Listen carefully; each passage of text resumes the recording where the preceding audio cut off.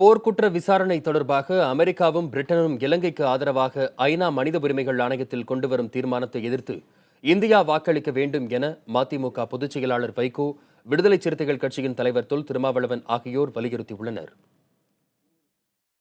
ஜெனீவாவில்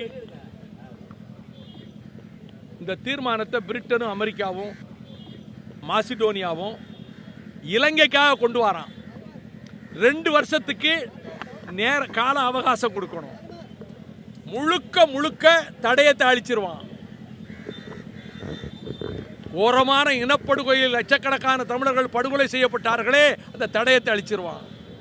இதற்கு இந்தியா எந்த வகையிலும் ஒத்துழைப்பு நல்கக்கூடாது, கால நீட்டிப்பு வழங்கக்கூடாது. கடந்த 2 ஆண்டுகளில் எந்த விசாரணையையும் ஸ்ரீசேனா அரசு தொடங்கவே இல்லை. ஆகவே இதனை international criminal court of justice என்கிற சர்வதேச குற்றவியல் நீதிமன்ற விசாரணைக்கு உட்படுத்த வேண்டும்.